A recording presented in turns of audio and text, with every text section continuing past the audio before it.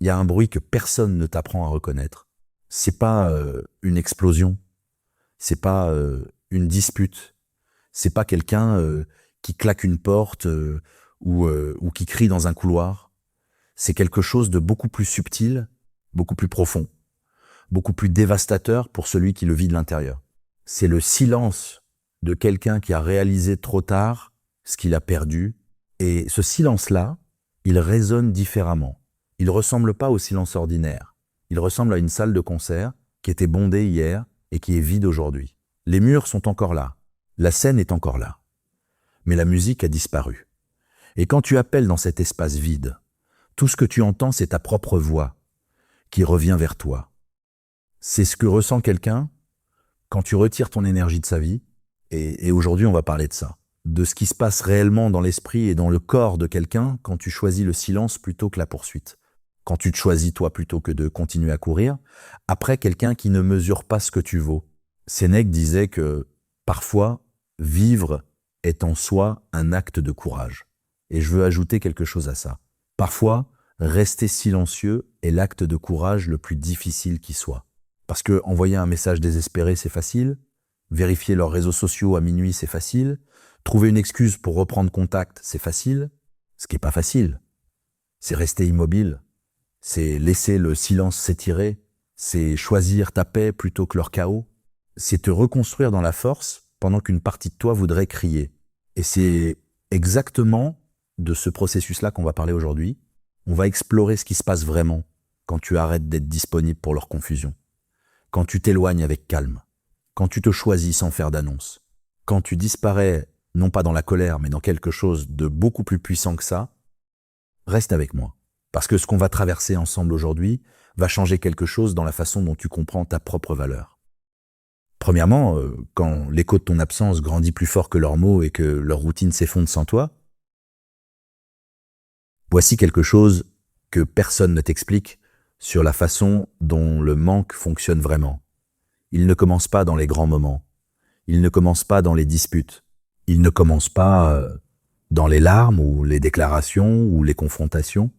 Il commence dans les coins tranquilles, dans les petits espaces ordinaires de la vie quotidienne. Et c'est précisément pour ça qu'il est si difficile à anticiper et si difficile à ignorer une fois qu'il s'installe. Mais avant d'aller là, parlons de ce qui se passe juste après que tu te sois retiré.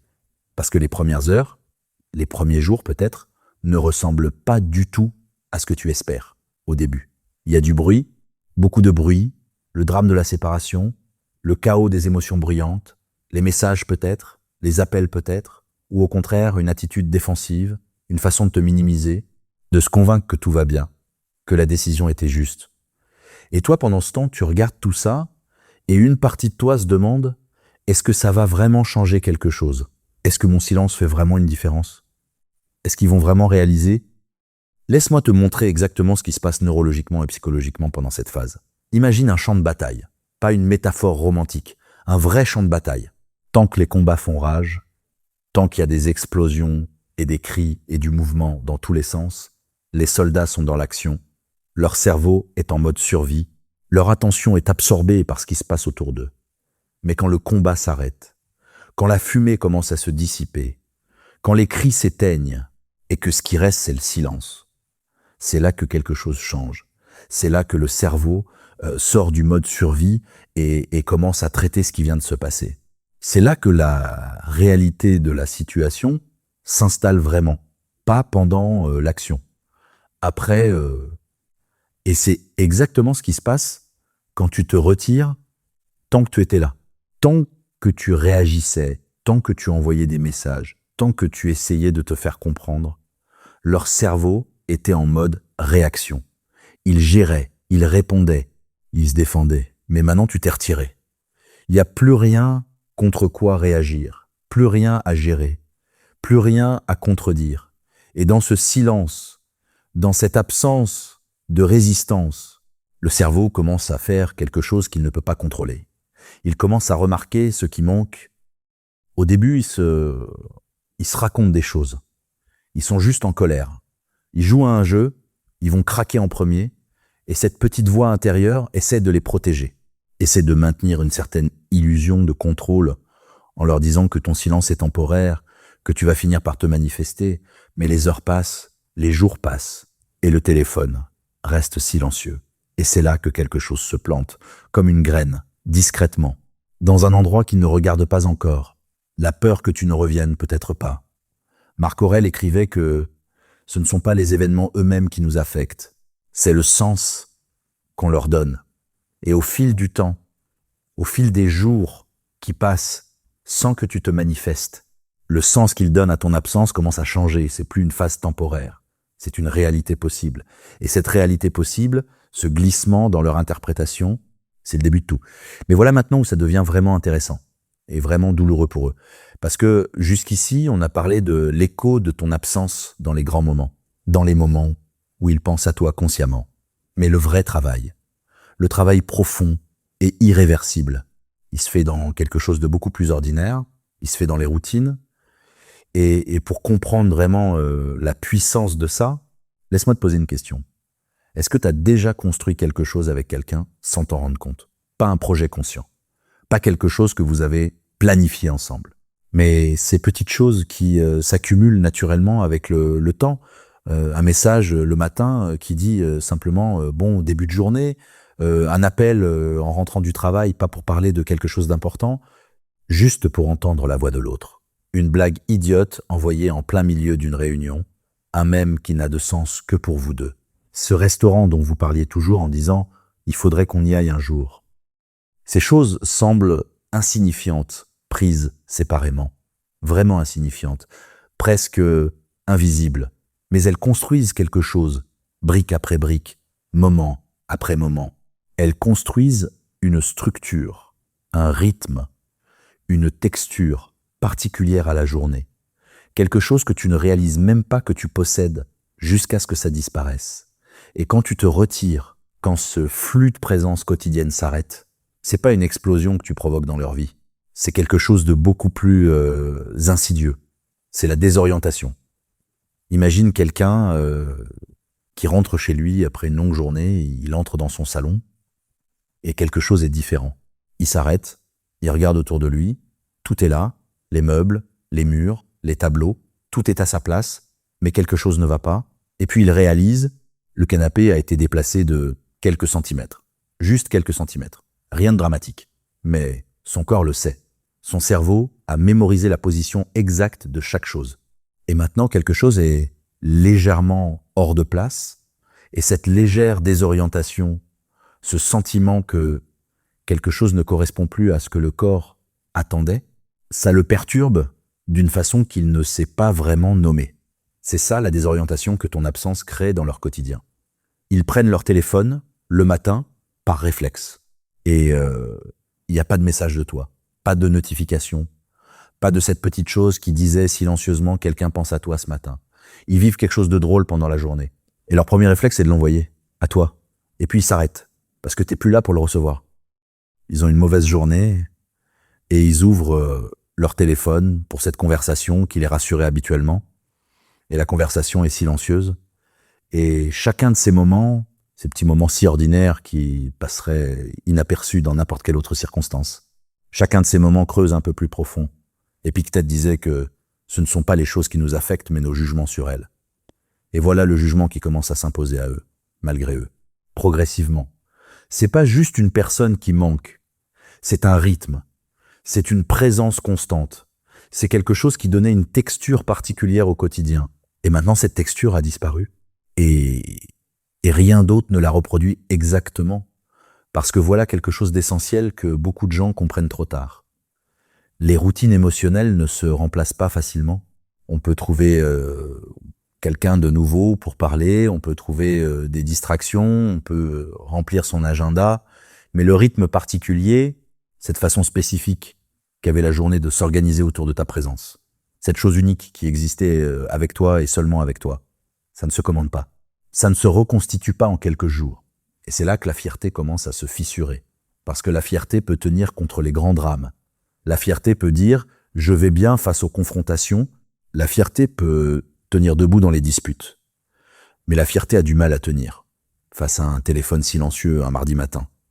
Face à un rire qui ne peut pas être partagé avec la bonne personne. Face à une mauvaise journée sans personne pour la déposer, ces petites choses, ces briques manquantes, commencent à déstabiliser quelque chose que les grands moments n'avaient pas réussi à atteindre. Et c'est pour ça que tu dois pas briser ce silence. Pas parce que tu joues à un jeu, pas parce que tu attends quelque chose de précis, mais parce que chaque jour de silence est un autre matin sans message. Un autre moment drôle, sans destinataire, un autre soir, sans cette conversation particulière, et l'accumulation de ces moments silencieux, invisibles, inexorables, fait quelque chose que aucun discours n'aurait jamais pu faire. Elle leur enseigne la valeur de ce qu'ils avaient, pas à travers tes mots, pas à travers ta douleur, pas à travers une confrontation ou une explication, à travers l'absence de tout ça. Et c'est là que commence quelque chose d'encore plus profond. Parce que quand ils essaient de remplacer ce qu'ils ont perdu, quand ils se tournent vers le monde pour trouver quelque chose qui ressemble à ce que t'apportais, ils découvrent quelque chose qu'ils n'avaient pas anticipé, que certaines choses ne se trouvent pas facilement. Deuxièmement, quand aucune nouvelle connexion ne remplit ce que tu as laissé et que le miroir émotionnel se fissure, voici ce qui se passe ensuite. Et c'est la phase que beaucoup de gens observent de loin avec une douleur particulière. Parce que ça ressemble exactement à ce qu'ils craignaient le plus. L'autre personne semble aller bien, mieux que bien, même, elle sort, elle poste, elle sourit sur des photos, elle entoure d'une énergie nouvelle. De nouveaux visages, de nouvelles conversations, de cette légèreté apparente de quelqu'un qui a tourné la page sans effort, et toi tu regardes ça, et une voix en toi commence à murmurer quelque chose de cruel. Tu vois, tu ne comptais pas vraiment. C'était facile pour eux. Tu t'es fait des illusions sur ce que tu représentais. Mais voilà ce que cette voix ne comprend pas. Et ce que je veux qu'on démonte très précisément ensemble, les apparences mentent toujours le plus fort dans cette phase. Parce que voilà ce qui se passe vraiment derrière les photos, derrière les sourires, derrière cette énergie nouvelle et bruyante. Leur cerveau est en mode compensation active. Et pour comprendre ce que ça veut dire concrètement, laisse-moi te donner un exemple que tout le monde a vécu d'une façon ou d'une autre. Imagine quelqu'un qui abandonne le sucre le premier jour. L'envie est là mais gérable. Le deuxième jour, pareil. Et puis il y a cette phase bizarre autour du troisième, quatrième jour où bizarrement, ça semble plus facile. Presque trop facile. Comme si le corps avait accepté la décision. Et puis la deuxième semaine arrive et quelque chose change. Les envies reviennent, plus fortes qu'au début, parce que le corps a eu le temps de vraiment enregistrer l'absence de ce dont il avait l'habitude. Et il se manifeste maintenant avec insistance. C'est exactement le cycle que traverse leur cerveau après ton départ les premières semaines.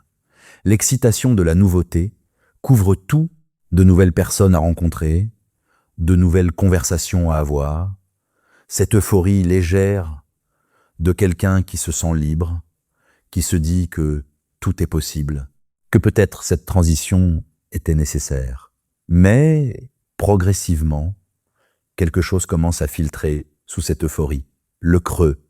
Pas un creux dramatique, pas quelque chose qui les fait s'effondrer en pleine rue, mais ce sentiment diffus, cette sensation souterraine, d'être entouré de gens et de se sentir quand même un peu seul, d'avoir des conversations et de ne pas vraiment se sentir compris, de rire et de réaliser que le rire sonne légèrement différent, légèrement moins ancré.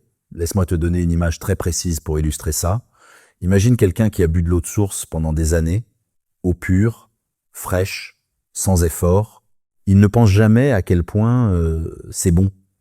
C'est simplement ce qu'il boit, c'est sa norme. Et puis un jour, les circonstances changent. Il se retrouve avec seulement des sodas, des jus sucrés, des boissons en tout genre, colorées, pétillantes, qui semblent d'abord excitantes parce qu'elles sont nouvelles, mais au bout d'un moment, quelque chose dans son corps commence à manquer l'eau simple, pure, sans artifice. Il ne sait pas toujours nommer ce qu'il cherche, mais il le ressent. Cette soif particulière que rien d'autre ne semble étancher complètement. Tu étais l'eau de source. Et maintenant, peu importe combien de nouvelles connexions ils explorent, peu importe combien de gens intéressants il rencontre, quelque chose ne s'aligne pas tout à fait, quelque chose manque dans la texture de ces nouvelles interactions. Et voilà pourquoi ce que tu apportais n'était pas juste de la compagnie, c'était pas juste quelqu'un à qui parler, quelqu'un avec qui passer du temps. Ce que tu apportais, c'était quelque chose de beaucoup plus rare et beaucoup plus difficile à reproduire, un espace où ils n'avaient pas besoin de performer. Et je veux qu'on s'arrête là-dessus parce que euh, c'est vraiment le cœur de tout. La plupart des interactions sociales, même les bonnes, même les agréables, demandent une certaine forme de performance. On ajuste sa façon de se présenter. On choisit ce qu'on montre et ce qu'on cache. On module son énergie selon l'audience. C'est pas de la fausseté. C'est juste la façon dont on fonctionne avec les gens qu'on connaît pas vraiment encore. Mais avec toi, il y avait quelque chose de différent. Peut-être que tu les voyais vraiment pas la version présentable, la version réelle, avec les contradictions, les insécurités, les moments moins glorieux. Et tu étais là quand même, sans jugement, sans exiger qu'il soit autrement. Ce type de présence, ce type de regard, ça ne se trouve pas au coin de la rue. Ça se construit avec le temps. Ça demande une confiance particulière, une sécurité particulière. Et ça peut pas être remplacé par quelqu'un de nouveau qui vient de rentrer dans leur vie. Marc Aurèle écrivait quelque chose de très précis là-dessus. Il disait que l'âme se colore des pensées qu'elle fréquente. Et la question devient alors, de quelle couleur s'était colorée leur âme quand tu étais là? Et de quelle couleur se colore-t-elle maintenant? Et c'est là qu'on arrive à quelque chose de particulièrement douloureux pour eux et de particulièrement révélateur. Le miroir émotionnel se fissure. Et pour vraiment comprendre ce que ça veut dire, il faut comprendre quelque chose d'essentiel sur ce que font les connexions profondes pour les gens quand tu es vraiment proche de quelqu'un. Quand quelqu'un te connaît vraiment et te reflète avec bienveillance, tu peux te voir plus clairement. Pas ton image sociale, pas le personnage que tu joues au travail ou dans tes cercles, toi, avec ta profondeur, tes qualités, tes zones d'ombre, tout. Et cette vision claire de soi-même, ce reflet honnête et aimant, fait ressortir quelque chose de très précis, une version de toi-même que tu n'as peut-être pas dans d'autres contextes, plus légère, plus spontanée, plus authentique. C'était ce que tu leur donnais. Et maintenant que tu es parti, ce miroir n'est plus là. Et ils commencent à le remarquer de façon très concrète. Peut-être qu'ils se retrouvent dans une conversation et qu'ils jouent un rôle. Ils disent ce qu'il faut dire. Ils réagissent comme il faut réagir. Mais quelque chose sonne faux. Quelque chose dans leur propre performance leur semble légèrement artificiel. Peut-être qu'ils se retrouvent à essayer de raconter quelque chose de drôle. Et la blague fonctionne. Les gens rient. Mais l'échange n'a pas cette qualité particulière de connexion vraie. C'est pas le même rire.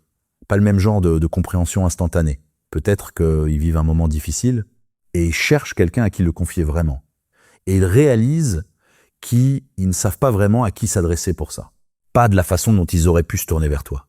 Et dans ces moments, ces petits moments d'inadéquation, ce sentiment que quelque chose ne correspond plus tout à fait, ils entendent un écho. L'écho de la version d'eux-mêmes qui existait quand tu étais là. Épictète disait quelque chose qui s'applique parfaitement ici. Il disait que les gens ne sont pas dérangés par les événements, mais par les opinions qu'ils ont sur ces événements. Et l'opinion qui commence à s'installer en eux, malgré eux, c'est celle-ci. Ce que j'avais n'était peut-être pas commun, pas exprimé avec ces mots, pas formulé consciemment au début, mais ressenti comme une vérité qui commence à se manifester dans les espaces entre les distractions. Et voilà le paradoxe douloureux dans lequel ils se trouvent maintenant. Plus ils cherchent à combler ce vide, plus ils le rencontrent. Parce que chaque nouvelle interaction qui ne reproduit pas ce qu'ils avaient avec toi, chaque conversation qui semble légèrement superficielle comparée à ce qu'ils ont connu, chaque moment où ils performent au lieu de simplement être tout ça creuse un peu plus profond, tout ça souligne un peu plus clairement ce qui manque et ce travail qui se fait en eux. Ce travail silencieux et invisible se passe complètement indépendamment de toi. Tu n'as rien à faire pour le provoquer. T'as rien à dire, t'as rien à démontrer. Il se fait parce que la vérité a une façon de s'imposer quand on lui laisse suffisamment de temps et de silence Et au fur et à mesure que ce travail avance, quelque chose d'autre commence à se préparer. Quelque chose qu'il ne contrôle pas non plus. Quelque chose qui arrive sans prévenir. Dans les moments les plus ordinaires et les plus inattendus, les déclencheurs. Troisièmement, quand les déclencheurs émotionnels frappent sans prévenir et qu'ils ne peuvent plus les contrôler. Il y a quelque chose que personne ne t'explique sur la mémoire émotionnelle. Elle ne fonctionne pas comme une bibliothèque. Elle ne fonctionne pas comme un système bien organisé où tu ranges tes souvenirs dans des tiroirs et où tu peux choisir de les ouvrir ou de les laisser fermer selon ton humeur. Elle fonctionne plutôt comme un réseau de fils invisibles, tendus à travers toute ton expérience quotidienne. Et ces fils, ces connexions entre ce que tu vis maintenant et ce que tu as vécu avant, se déclenchent sans demander la permission. Un parfum dans la rue, une chanson qui passe à la radio, la façon dont la lumière tombe sur une table dans un café, le son de la pluie sur une vitre, des choses complètement anodines pour tout le monde, sauf pour eux, parce que pour eux, ces choses sont connectées à toi. Et quand elles n'arrivent pas avec une annonce, elles n'arrivent pas avec un signal d'alarme qui dirait « Attention, souvenir douloureux en approche ». Elles arrivent en pleine seconde ordinaire, en plein milieu d'une journée qui semblait aller bien. Et en une fraction de seconde, quelque chose se contracte dans la poitrine. Laisse-moi te montrer exactement comment ça fonctionne avec un exemple très concret. Imagine quelqu'un qui fait ses courses, un mercredi après-midi parfaitement banal, il pousse son chariot dans une allée, il pense à sa liste, à rien de particulier, et puis il tourne un angle, et il y a cette boîte de céréales, cette marque précise, celle qu'il achetait toujours pour vous deux le dimanche matin. Et ça le prend complètement par surprise. Pas une grande vague de larmes, pas quelque chose de dramatique, juste ce coup sec et silencieux dans la poitrine. Cette seconde de suspension où le temps semble légèrement s'arrêter, où le chariot de course et l'allée du supermarché disparaissent pendant un instant. Et ce qui reste, c'est le souvenir d'un dimanche matin particulier, d'une lumière particulière, d'un rire particulier, et puis ça passe. Il reprend ses courses, il continue sa journée. Mais quelque chose a changé dans la texture de cet après-midi. Et voilà ce qui est fascinant sur ces déclencheurs. Ils fonctionnent pas en ligne droite, ils déclenchent pas uniquement la douleur de la perte, ils déclenchent quelque chose de beaucoup plus complexe, de beaucoup plus difficile à ignorer. Ils déclenchent le souvenir de qui on était dans ces moments-là. Marc Aurèle écrivait que l'obstacle devient le chemin, que les choses qui se dressent devant nous finissent par nous y mener directement. Et ces déclencheurs, ces petites mines émotionnelles disséminées dans le quotidien, ne bloquent pas le chemin vers les souvenirs. Ils y mènent directement, inévitablement. Ils se souviennent pas des disputes, ils se souviennent pas des moments de tension, ils se souviennent du reste. La façon dont tu riais. Cette conversation commençait sur quelque chose de rien et qui durait des heures. Le silence qui était confortable au lieu d'être gênant. Ces petits moments qui semblaient insignifiants sur le coup et qui maintenant ont ce poids particulier, des choses qu'on ne retrouvera pas. Et pourquoi ces moments-là précisément? Parce que la mémoire émotionnelle ne stocke pas les faits, elle stocke les sensations. Elle stocke ce que ça faisait de se sentir compris, ce que ça faisait de se sentir à l'aise, ce que ça faisait de se sentir vu sans avoir à s'expliquer. Et ces sensations-là, aussi intangibles qu'elles semblent, s'ancrent profondément dans le système nerveux, beaucoup plus profondément que les arguments, beaucoup plus profondément que les décisions logiques. Et quand un déclencheur les réactive, c'est pas une pensée abstraite qui revient. C'est une expérience physique, une contraction, une légèreté soudaine qui fait mal, un vide qu'ils peuvent presque localiser quelque part dans la poitrine. Laisse-moi te donner encore un exemple pour vraiment ancrer ça. Imagine un musicien qui a joué pendant des années avec quelqu'un d'autre. Ils avaient développé quelque chose, pas juste de la technique, mais une façon de communiquer musicalement, unique à eux deux. Cette façon particulière dont l'un anticipait ce que l'autre allait faire. Cette connexion qui rendait la musique facile d'une façon qu'elle ne l'était avec personne d'autre. Et puis la collaboration se termine. Notre musicien continue, il joue avec d'autres gens, des gens talentueux, des gens agréables, et ça se passe bien. Vraiment bien. Sauf que de temps en temps, dans les moments les plus inattendus, il commence une phrase musicale et quelque chose dans son corps cherche la réponse habituelle. Cette réponse particulière, qui venait de l'autre et qui ne vient pas. Et il finit la phrase tout seul, correctement, proprement. Mais quelque chose manque. Pas dans la technique, dans la texture. C'est ça que vivent les gens qui ont eu quelque chose de vraiment profond avec toi. Ces moments où leur système nerveux cherche quelque chose qu'il a appris à reconnaître et ne le trouve plus. Et voilà maintenant quelque chose de très important que je veux que tu comprennes sur ces déclencheurs. Ils ne peuvent pas être évités. Ils ne peuvent pas être contrôlés. Et ils s'estompent pas facilement avec les distractions. Parce que les distractions fonctionnent en occupant le premier plan de l'attention. Elles mettent quelque chose de nouveau et de brillant devant les yeux pour que le regard ne se tourne pas vers ce qui fait mal, mais les déclencheurs. Ils ne passent pas par le premier plan. Ils passent par en dessous, par les sens, par les habitudes, par ces chemins neuronaux qui ont été tracés par des mois ou des années de connexion avec toi. Et ces chemins ne disparaissent pas parce qu'on essaye de ne pas y penser. Ils restent actifs, en veille, prêts à se réactiver au moindre signal. Et c'est pour ça que même quelqu'un qui semble aller bien en surface, qui semble avoir tourné la page, qui semble avoir avancé, peut se retrouver arrêté net devant une boîte de céréales dans une allée de supermarché, peut se retrouver à baisser le volume de la radio dans la voiture parce qu'une chanson vient de commencer et qu'il n'est pas sûr de pouvoir la laisser jouer jusqu'au bout, peut se retrouver à poser son téléphone après avoir commencé à taper un message qu'il n'enverra pas. Et chacun de ces moments, ces micro-confrontations avec ce qu'ils ont perdu, que tu ne vois pas, que tu n'entends pas, que personne d'autre ne voit ou n'entend, font leur travail dans le silence. Ils leur rappellent, pas avec des mots, pas avec des arguments, avec quelque chose de beaucoup plus direct que ça. Ils leur rappellent dans le corps ce que c'était et tu n'as rien à faire pour provoquer ça. Tu n'as pas besoin d'être présent, tu n'as pas besoin d'agir. Ces fils que vous avez tissés ensemble, ces connexions entre leur quotidien et ta présence, continuent à se manifester complètement indépendamment de toi, complètement indépendamment de ce que tu fais ou ne fais pas.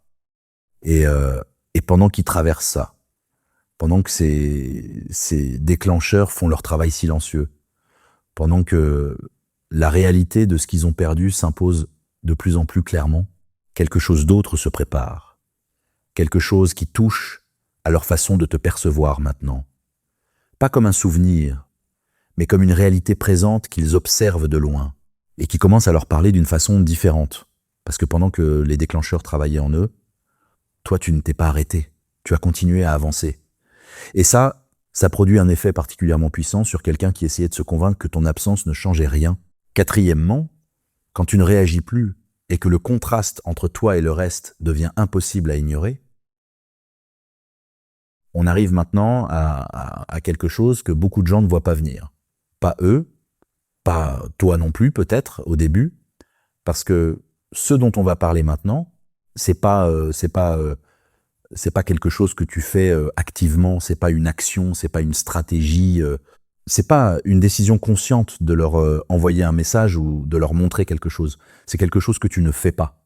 Et ce quelque chose que tu ne fais pas, ton absence de réaction, ton refus de mordre à l'hameçon, ton silence face à leur tentative de tester si tu es encore là, ce non-acte devient progressivement l'une des choses les plus perturbantes et les plus puissantes de tout ce processus. Laisse-moi t'expliquer exactement pourquoi. Ils avaient un modèle de toi dans leur tête. Un modèle construit sur des mois ou des années d'interaction. Un modèle qui disait « si je fais ça, lui il fait ça. Si je poste ça, il va réagir comme ça. Si j'envoie ce message, je sais à peu près quelle réponse attendre. » Ce modèle leur donnait quelque chose de précieux. Quelque chose qu'ils ne mesuraient probablement pas consciemment, mais qui était là. La certitude que tu étais quelque part dans leur paysage émotionnel, accessible, prévisible dans tes réactions, toujours disponible d'une façon ou d'une autre.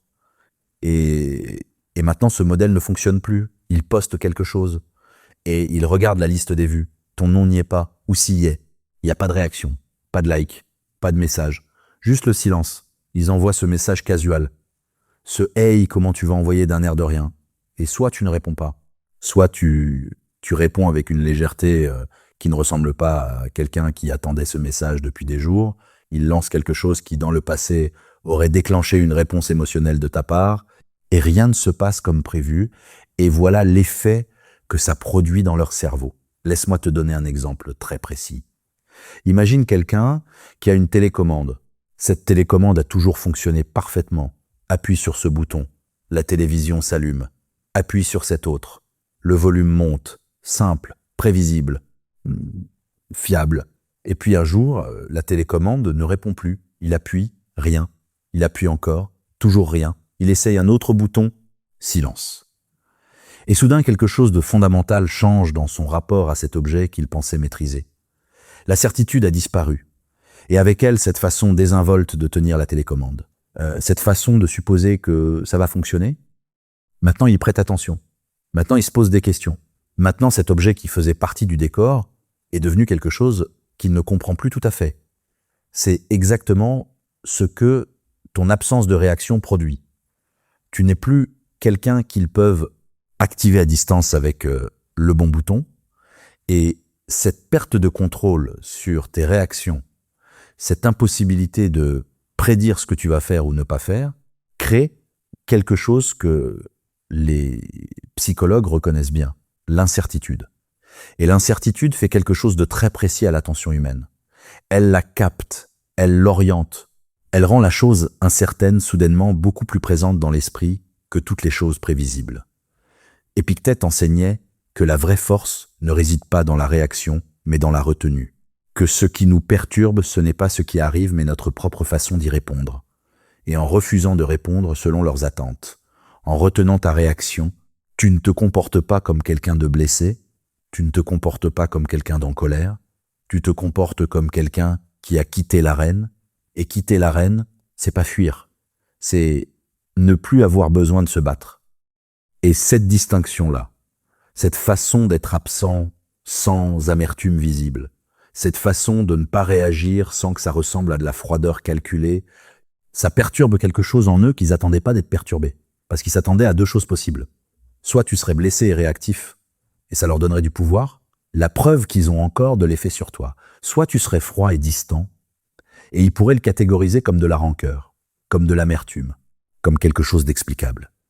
Mais ton calme, ton absence de réaction émotionnelle visible, ton silence qui ne ressemble ni à la douleur ni à la colère, mais à quelque chose d'autre, quelque chose de plus stable, de plus ancré, ça ne rentre dans aucune de leurs catégories. Et ce qui ne rentre pas dans une catégorie, ça continue à travailler dans l'esprit, ça continue à générer des questions. Maintenant parlons du contraste. Parce que c'est là que quelque chose de très puissant commence à se manifester pendant qu'ils naviguent dans ce nouveau monde. Pendant qu'ils essaient de combler les vides avec de nouvelles personnes, de nouveaux endroits, de nouvelles conversations. Quelque chose de progressif et d'inévitable se produit. Ils commencent à faire des comparaisons. Pas nécessairement consciemment, pas nécessairement délibérément, mais ces comparaisons arrivent quand même, dans les moments les plus inattendus. Ils sont à un dîner avec quelqu'un de nouveau. La conversation est agréable, la personne est intéressante, tout se passe bien objectivement. Et puis quelque chose de tout petit se produit, un moment où l'autre personne répond à côté, ou ne capte pas quelque chose qui leur semblait évident, ou essaie trop fort d'impressionner, ou parle d'elle-même un peu trop longtemps, et sans le décider, sans même s'en rendre compte immédiatement. Leur cerveau fait quelque chose, il compare, et dans cette comparaison silencieuse et involontaire, quelque chose se révèle, la différence de texture entre ce qui est nouveau et ce qui était avec toi. Laisse-moi te donner une image très simple pour ancrer ça. Imagine quelqu'un qui a dormi pendant des années dans un lit parfaitement réglé à sa morphologie. Le bon matelas, le bon oreiller, la bonne fermeté. Son corps y est tellement habitué qu'il ne pense même plus à quel point il dort bien. C'est juste normal. Et puis, pour une raison ou une autre, il doit dormir ailleurs. Un lit d'hôtel, un canapé chez un ami, peu importe. Et le lendemain matin, il se réveille.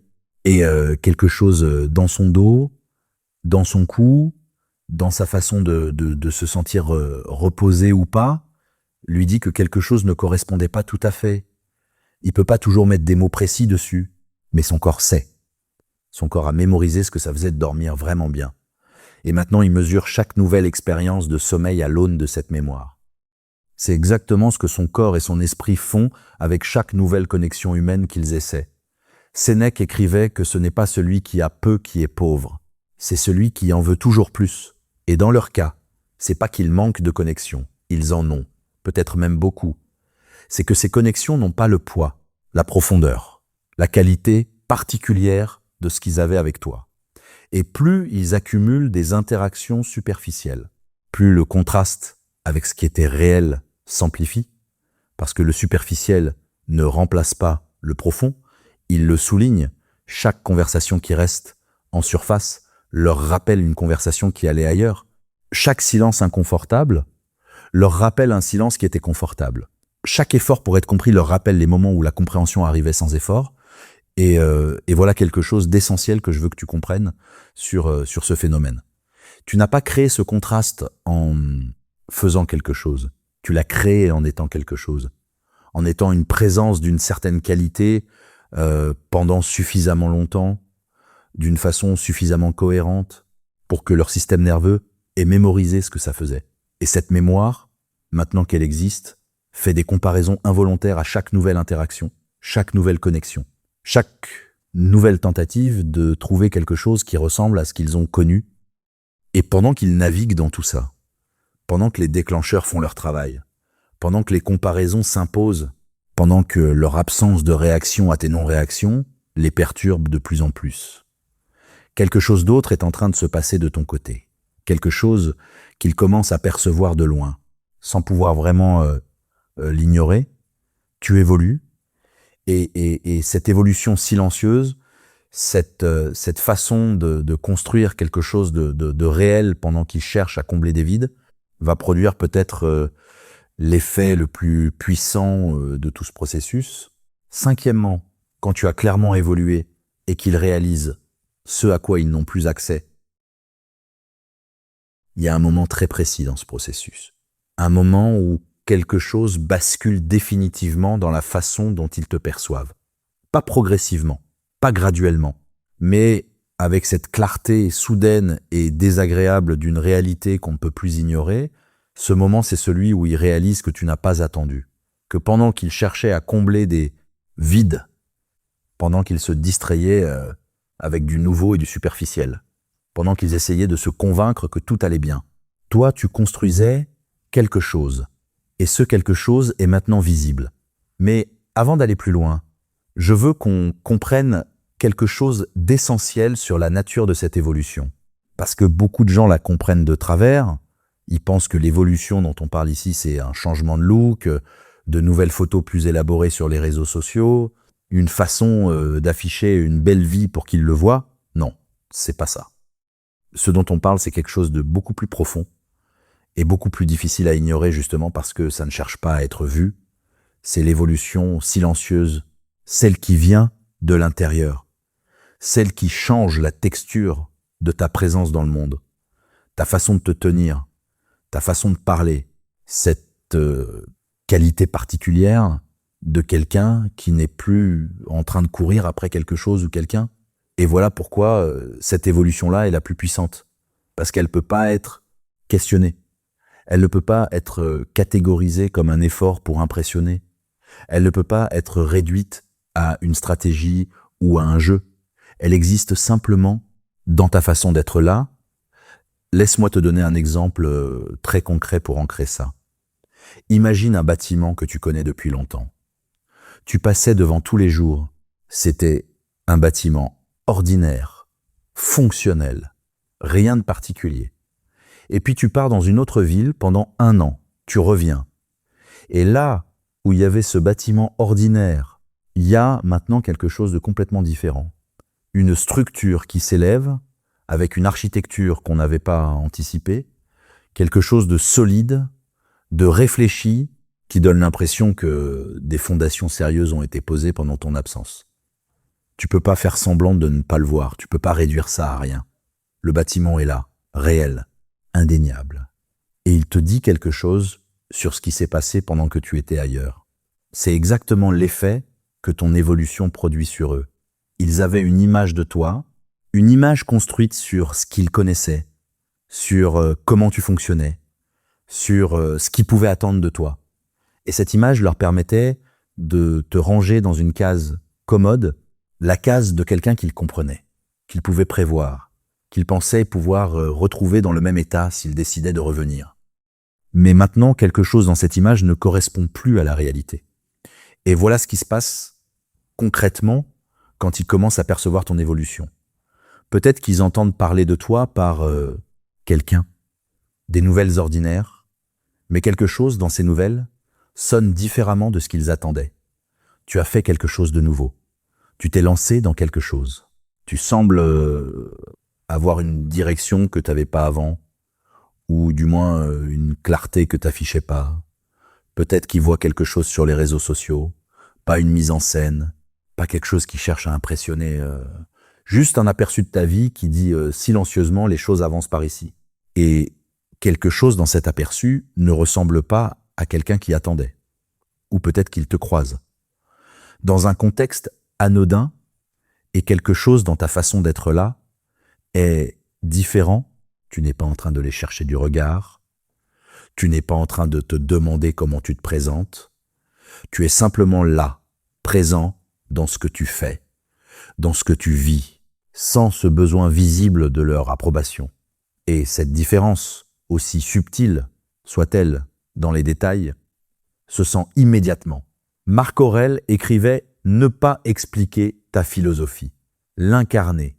Et c'est exactement ce que tu fais maintenant. Tu n'annonces pas ta croissance. Tu ne la revendiques pas. Tu ne la brandis pas pour qu'il la voie. Tu la vis et cette façon de la vivre sans chercher à la montrer est précisément ce qui la rend impossible à ignorer. Parce que voilà quelque chose de fondamental sur la psychologie humaine. La croissance qui cherche à être vue perd quelque chose d'essentiel dans cette recherche. Elle porte encore quelque chose de l'ancien besoin de validation. Elle dit « regarde ce que je suis devenu ». Et derrière ce regard, il y a encore une dépendance au regard de l'autre. Mais la croissance qui se vit sans chercher à être vue, elle dit quelque chose de complètement différent. Elle dit « je n'ai plus besoin de ton regard pour savoir ce que je vaux ». Et cette différence-là, les gens la ressentent. Même si ne savent pas toujours la nommer, maintenant voilà ce qui se passe dans leur esprit quand cette réalisation s'impose. Au début, ils essaient de la minimiser, ils se racontent des choses. C'est temporaire. C'est une performance. Ça va pas durer. Il essaie juste de donner une certaine image, mais ces explications tiennent de moins en moins bien. Parce que la croissance réelle a une cohérence que la performance n'a pas. La performance se maintient avec effort et finit par se fissurer. La croissance réelle reste stable parce qu'elle vient de quelque chose d'ancré. Et il commence à le sentir. Cette cohérence, cette stabilité, cette façon que tu as d'exister sans avoir besoin de te justifier ou de te défendre ou de prouver quelque chose. Et avec cette réalisation, une autre pensée arrive, celle qu'ils avaient peut-être réussi à tenir à distance jusqu'ici. La porte est peut-être vraiment fermée. Pas fermée avec amertume, pas fermée dans la colère, mais fermée parce que t'es allé quelque part, parce que t'as construit quelque chose. Parce que la version de toi qui était là avant, celle qui attendait peut-être, celle qui aurait laissé une ouverture, cette version-là n'est plus tout à fait disponible. Laisse-moi te montrer pourquoi ça est si perturbant pour eux avec un exemple simple et direct. Imagine quelqu'un qui avait un appartement extraordinaire dans un quartier qu'il aimait. Mais les loyers montaient et il hésitait et il se disait que c'était peut-être trop grand pour lui, que peut-être il trouverait mieux ailleurs. Il partait sans vraiment fermer la porte complètement, en se disant quelque part au fond que si jamais ça ne marchait pas ailleurs, il pourrait revenir. Et puis il revient. Et l'appartement a été rénové, transformé. Il est maintenant quelque chose de beaucoup plus grand que ce qu'il était et occupé pleinement par quelqu'un qui l'a reconnu pour ce qu'il valait et qui a investi dedans.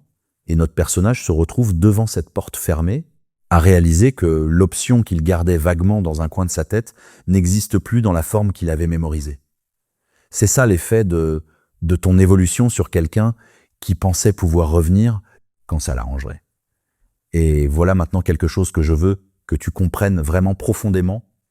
Cette évolution, cette construction, cette façon d'avancer pendant qu'il cherchait à combler des vides, Elle n'était pas une stratégie pour les faire souffrir.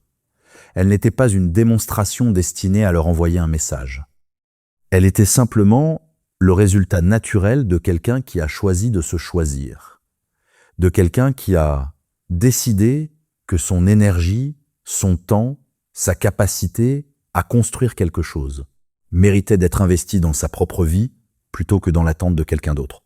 Et c'est précisément cette décision-là, cette façon de te choisir, sans faire d'annonce et sans chercher de validation, qui a produit quelque chose d'irréversible.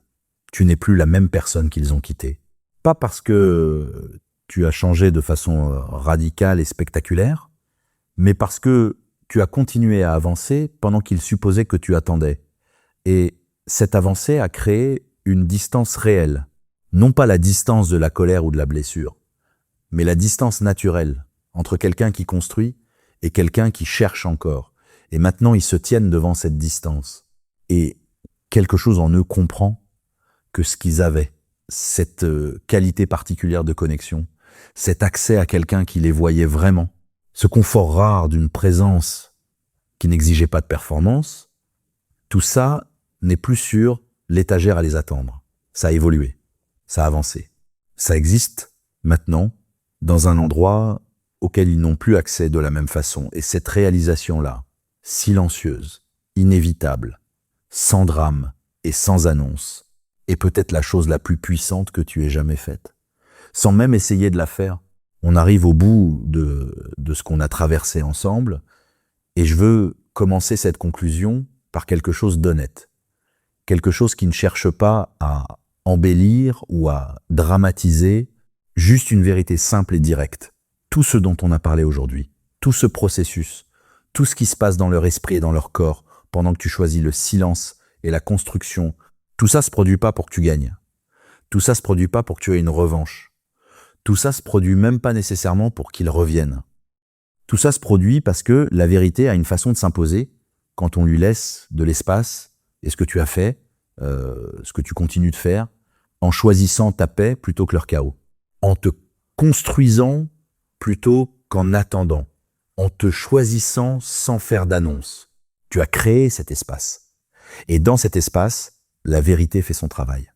Maintenant, laisse-moi te montrer ce que tout ce processus ressemble vu de l'extérieur, vu de leur perspective. Parce que je pense que ça va t'aider à comprendre quelque chose d'essentiel sur ce que tu représentes vraiment. Imagine quelqu'un qui possédait une bougie de qualité, avec une flamme stable et régulière, qui éclairait la pièce d'une façon douce et constante. Et cette personne la laissait brûler toute la nuit, tous les soirs, sans jamais vraiment la regarder, sans jamais vraiment se demander d'où venait cette lumière ou ce que ça représentait de la voir là. La lumière était simplement là, constante, prévisible, toujours disponible. Et puis un soir, la bougie s'éteint. Et là, quelque chose change dans la pièce. Pas seulement la lumière qui disparaît. Quelque chose dans la texture de l'espace lui-même. Cette présence tranquille et régulière qui était intégrée dans le quotidien, sans y penser, elle est soudainement absente. Et dans cette obscurité inattendue, la personne réalise quelque chose qu'elle ne pouvait pas réaliser quand la lumière était là, à quel point elle dépendait de cette flamme, pas de façon dramatique, pas de façon qu'elle aurait pu anticiper, mais réellement, profondément, d'une façon qui ne devient évidente que dans son absence. Tu étais cette bougie, et ton silence est l'extinction de cette flamme. Et maintenant, ils se tiennent dans cette obscurité, avec toutes les réalisations que cette obscurité a rendues impossibles à ignorer. L'écho de ton absence qui a grandi plus fort que tous les mots, la routine qui s'est effondrée sans le rythme que tu apportais, l'impossibilité de trouver quelque chose qui reproduit vraiment ce que tu offrais, le miroir émotionnel fissuré sans ta présence pour le tenir, les déclencheurs qui frappent sans prévenir dans les coins les plus ordinaires du quotidien, le contraste brutal entre la profondeur de ce qui était et la superficialité de ce qui est maintenant. Et cette évolution silencieuse et irréversible qui a transformé ce qu'ils pensaient pouvoir retrouver en quelque chose d'inaccessible, tout ça ensemble. Ces 6 phases, ces 6 aspects différents du même processus, ils racontent une seule et même histoire. L'histoire de ce qui se passe quand quelqu'un de valeur réelle choisit enfin de se choisir. Et maintenant, voilà quelque chose que je veux que tu gardes avec toi. quelque chose d'essentiel que beaucoup de gens ratent en traversant cette période. Tout ce que tu as vécu n'était pas une perte, même si ça y ressemblait au début, même si les premières semaines ou les premiers mois avaient cette texture particulière de quelque chose qui manque, quelque chose d'important qui n'est plus là. Ce que tu as traversé était une épreuve de caractère, et les épreuves de caractère ne te brisent pas. Elles révèlent ce que tu as en toi. Elles révèlent ta capacité à rester debout quand une partie de toi voulait courir, ta capacité à te construire quand les circonstances t'invitaient à stagner, ta capacité à choisir ta paix même quand le chaos était plus facile. Sénèque disait quelque chose de très précis sur ce sujet. Il disait que c'est pas parce qu'une chose est difficile que nous n'osons pas, c'est parce que nous n'osons pas qu'elle est difficile. Et toi, tu as osé le silence, tu as osé la construction, tu as osé te choisir sans garantie de résultat, et ça ne peut pas être effacé, ça ne peut pas être défait. Ça t'appartient maintenant d'une façon que personne et rien ne peut te reprendre. Maintenant, je veux qu'on parle de quelque chose que beaucoup de gens évitent d'aborder, franchement, dans ce genre de conversation. La question de ce que tu fais maintenant, avec tout ça, avec cette compréhension, avec cette clarté sur ce qui se passe de leur côté, avec cette reconnaissance de ce que tu as construit de ton côté. Et voilà ma réponse honnête à cette question. Tu continues, pas parce que tu attends qu'ils reviennent, pas parce que tu espères qu'ils réalisent, pas parce que tout ce processus était une stratégie pour arriver à un résultat particulier. Tu continues parce que ce que tu construis mérite d'être construit, indépendamment de qui le voit, indépendamment de qui y participe, indépendamment de ce que quelqu'un d'autre décide de faire ou de ne pas faire. Pense à ça avec une image très simple. Un jardinier qui plante des graines ne plante pas en regardant par-dessus son épaule pour voir si quelqu'un observe. Il plante parce qu'il sait que les graines ont besoin de terre et d'eau et de temps. Il plante parce que le jardin mérite d'exister.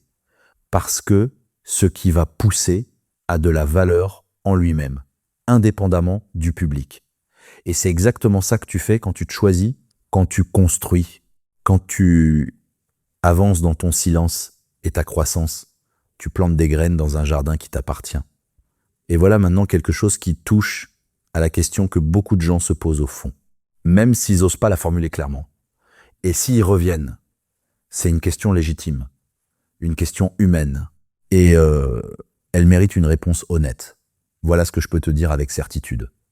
Si quelqu'un revient après tout ce processus, ce ne sera pas parce qu'une stratégie a fonctionné, ce ne sera pas parce que tu as bien joué un jeu, ce sera parce que la réalité de ce qu'il a perdu est devenue plus forte que tout ce qui le retenait. Et si ça arrive, si quelqu'un revient depuis cet endroit de vérité, tu ne seras pas le même que celui qui attendait. Tu seras quelqu'un qui a construit quelque chose.